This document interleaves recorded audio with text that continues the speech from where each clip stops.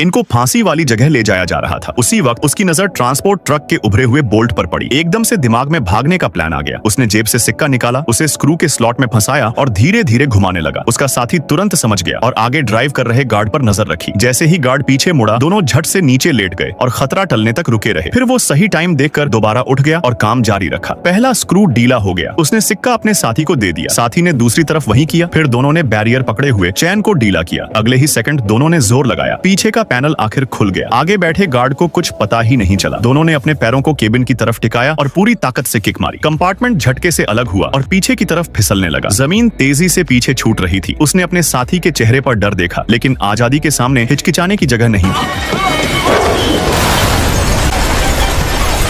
थोड़ी दूरी तक घिसटने के बाद वो उनकी पकड़ से बाहर थे। अब कलाई की हथकड़ी नई परेशानी थी। रुकना मुमकिन नहीं था। गार्ड को पता चलते ही वो वापस मुड़ जाते। सोचने के बाद दोनों ने एक खतरनाक फैसला लिया। उन्होंने भारी कंपार्टमेंट उठाया और रेगिस्तान में चलना शुरू किया। ताकत जल्दी खत्म हो रही थी और कहीं पानी नहीं था। जैसे ही हद पार होने लगी, वो ऊंचाई से नीचे लुढ़क गए। स्पीड बढ़ती गई। कंपार्टमेंट हवा में पलटा खाकर गिरा। किस्मत से वो टूटे फूटे मलबे के पास आ गिरे। वहाँ चुपचाप एक वर्ल्ड वॉर 2 का पुराना जहाज पड़ा था। जमीन पर बिखरे औजार देखकर उसके दिमाग में एक बड़ा आइडिया आया। पुराने सामान और तेज रेगिस्तानी हवा की मदद से उसने टूटे जहाज को जमीन पर चलने वाली मशीन में बदल दिया। बस दिशा सीधी रखनी थी तो वो इस बंजर जगह से निकल सकते थे। लेकिन किस्मत ज्यादा देर साथ नहीं रही। पुलिस को खबर लग गई। ऊपर से हेलीकॉप्टर पास आने लगा। समय नहीं था। दोनों पास की एक सुरंग में घुस गए। जमीन पर गिरते ही वो चौंक गया। ये जगह वर्ल्ड वॉर 2 का पुराना हथियार गोदाम थी। अब उनके पास पीछा करने वालों से डरने की वजह नहीं थी। उन्होंने धूल से ढकी तोप को धीरे धीरे सुरंग के मुहाने तक खिसकाया। उसने रस्सी कसकर बांधी और निशाना लॉक किया। सबसे अहम पल पर उसने फायर कर दिया।